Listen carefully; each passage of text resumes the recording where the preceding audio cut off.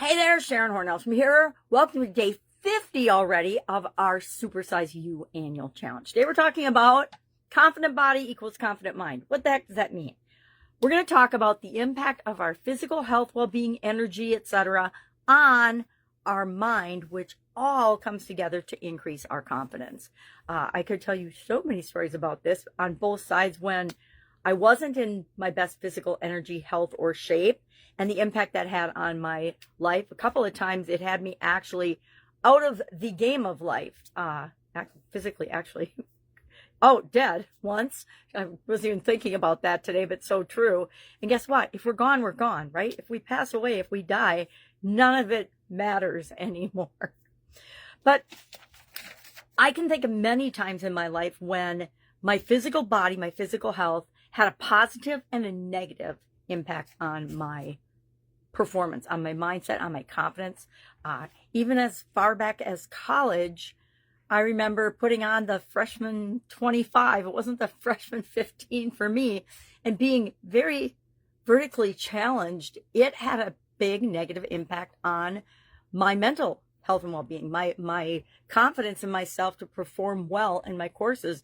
And that was like my worst couple of semesters in college, which was culture shock to me because I'd gone from a high school where I excelled to a college where I was just another number, and a huge college, huge city, and I had grown up in a small town. So lots of changes going on physically that impacted me and caused me to eat more junk food and be lethargic and not work out and as much as I would normally do. And that's where I learned that how I feel about my body, how I move, what I do has a big impact on my confidence and my ability to create the grades that I wanted back then, but now the businesses and the relationships and everything else that I want. Physical challenges actually prove to our brain, and why I encourage everybody to do them, is they tell our brain, hey, you can do hard things. I went on this is probably not the best example, but I went on a protein diet when I was in college, I think it was my second year of college, and lost all that weight and then more. And I felt more confident physically, but mentally it actually really messed me up because that's a long story. God, I can't remember that happened. That was a long time ago. But it proves to us that we can do hard things. I think that's why people like to intermittent fast, or they like to go on, short-term fasts, like 1, 2, 3, 4 days, because it proves to them that, hey, I can do this. It's hard sometimes, but my mind then jumps in and helps me to create the results that I want. Strength training literally changes our neurochemistry. Exercising, getting out in the sunshine and the fresh air, or the rain or the snow, whatever it happens to be, actually rewires our brain for more positive reactions and success. And it makes us more confident, right? If we feel good about ourselves and our body, we are definitely more confident. Think about the last time you got a new suit or a new swimsuit or something that fit you perfectly and you looked awesome in it. How did that impact your confidence, right? I put on a pair of jeans today, for example, that I had thought there's no way I can fit into those because they're a size I was in my 30s, and lo and behold, they fit, which is like mind-boggling to me. But it's giving me more confidence today, right? Setting and achieving physical goals, and I'm maybe out of the norm for this, but following my sudden cardiac arrest, I told myself I was going to exercise every day for a year. And I told my family that too, which of course they laughed in my face because they're like, okay, you haven't exercised in like a decade. And now you're telling us you're going to exercise every day for a year. Well, I just come out of a coma, and maybe they thought I was still in it. But I just come out of a coma after having a sudden cardiac arrest. And I knew that. I didn't know anything else, but I knew that if I didn't make massive lifestyle changes, I wouldn't be here talking to you today. And that meant I was going to have to do things that felt hard to me at the time. Was exercising every day of the next 8 years hard? Some days I just didn't want to do anything. Some days it was 11 o'clock at night and I was hopping on my exercise bike because I had committed to myself I was going to exercise every day, and something came up or the day got away from me and I hadn't done it yet, and I was getting ready to go to bed and I'm like, nope, on the bike. And so the last hour of the day was on the bike. But that proved to me, both physically and mentally, that I could do things like keep my word to myself, which is served me so well throughout my life and my career. So what are we going to do today for a challenge? I challenge you to do something physical today, something physically challenging today. Maybe do a plank. I used to do plank challenges online because it was something I could do at home and it was quick and easy. Work out harder than usual. If you usually do 10 reps of something, do 2 or 3 reps of 10 at the gym today. Go to the gym today. Go sign up for a gym membership. Go to the mall and walk around for an hour. Do something physically challenging to you. It's going to be different to each and every one of us. I mean, if you've been exercising every day for a long time, then do something to mix that up and change it up a little. And then report back.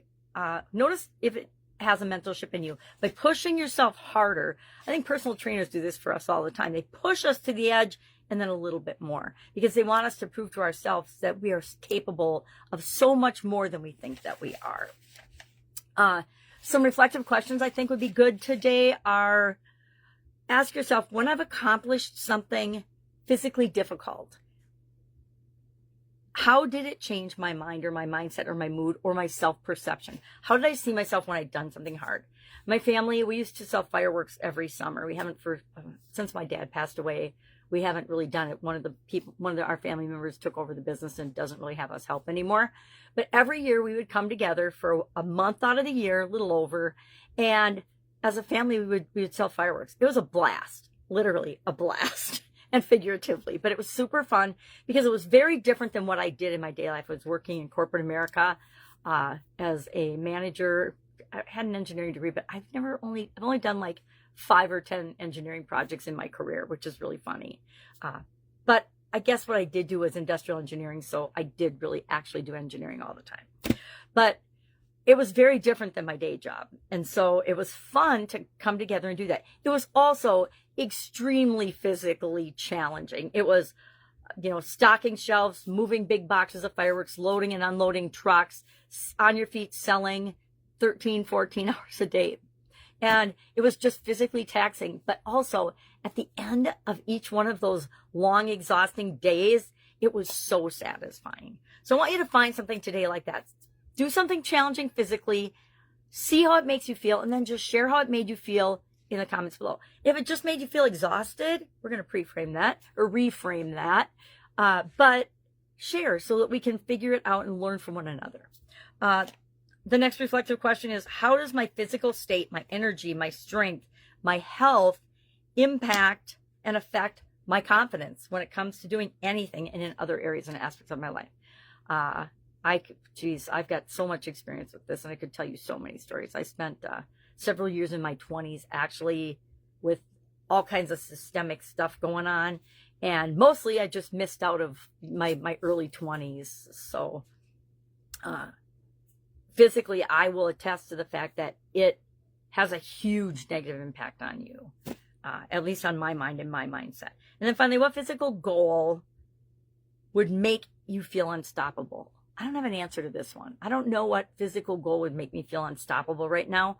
A lot of people as we get older are like, I'm going to run a half marathon. I'm going to run a marathon. Last time I ran, my ICD box went off. So I will not be running unless a bear is chasing me.